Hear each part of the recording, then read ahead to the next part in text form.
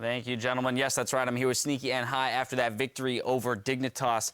And I want to jump right into this. Got a lot to discuss with you guys. First and foremost, I want to talk about a topic that's kind of been trending for us as analysts and casters, which is game time and the way that the games keep ending, because most of them seem to be balancing on a knife's edge, and then there's one team fight that kind of results in a very sudden 30-ish minute win.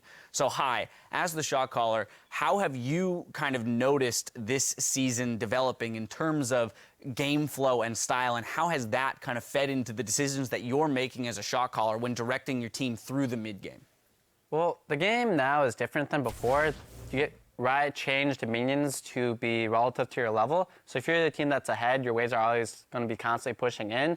They made it almost, well, not impossible, but like 5 dragons is really hard to get because one, games don't last that long and the buffs getting up to it aren't that ideal. So you don't want to like lose a team fight for trying to get that dragon. And then once you get Baron too, you couple that along with your already stronger creeps, and you kind of just crush down turrets and games just end quicker now.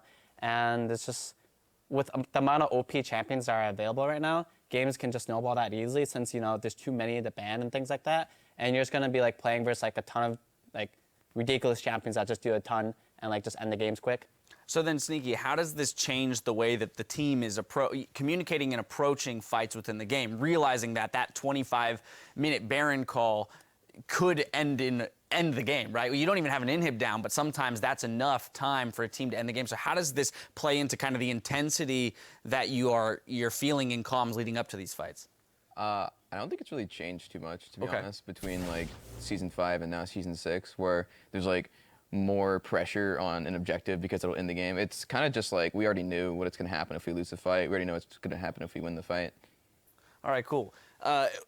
Targeting or looking at this game and kind of the way that you guys have been approaching champions, like Cloud9 has taken an interesting approach on Champion Select to win on red side. A couple times now we've seen you guys throw out a fair number of target bans, whereas the majority of teams are resulting in just, we're going to throw out the OPs. We'll keep the OPs off the table. Here we're seeing the likes of Bard, Elise, and Lulu thrown out, all very strong champions, but that means Graves, Poppy, GP, Corki are all still left up onto the table. Why is it, Sneaky, that you guys are so comfortable throwing out more target bans on red side and leaving these options open to the blue side team to take their pick of the litter?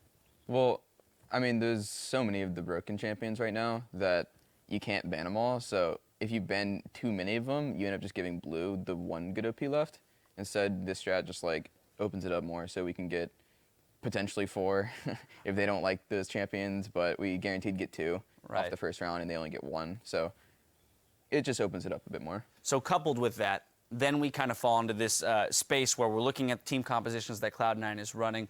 We've got GP, Corki, Morgan, Italy, Liss, a lot of poke, a lot of siege. We've seen you run compositions like this a few times now. High, do you feel that there is one particular style of play that is superior to others currently, and is that the reason why you guys keep going towards these kind of poke compositions?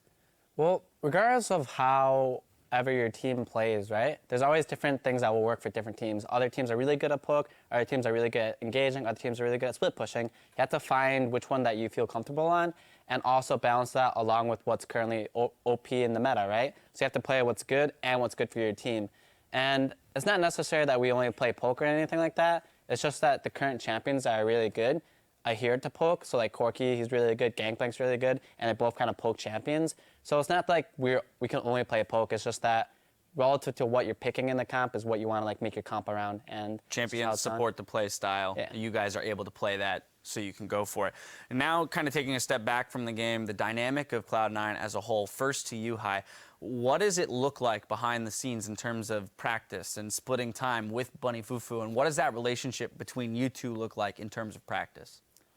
Well, it depends on what we're planning on doing for who's playing in the games.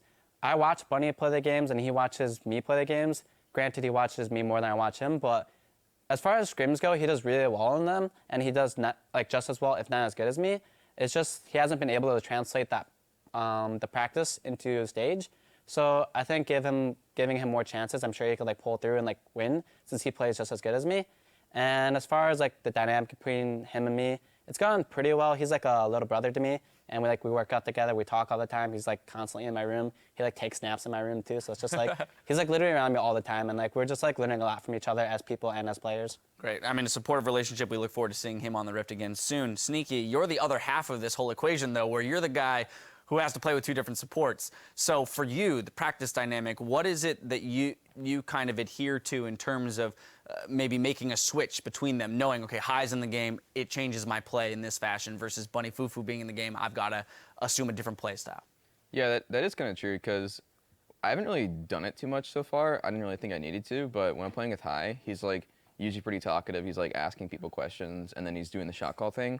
Whereas with Bunny, he still tries to shot call, but I think I need to take my own more command when I'm playing with Bunny, and that's something I need to learn throughout the season. I think that's partially why it hasn't worked so well. It's not even just me, it's like the whole team that needs to step up and make Bunny not like the sole shot caller. Well, it's only week 3. We're early into the season here. Things are looking well for Cloud9, 3-3 after that win, so congratulations on it. Thank you both for the interview. Coming up next, Echo Fox will take their shot at breaking Immortals' flawless winning streak. Stick around. We'll be right back after a short break.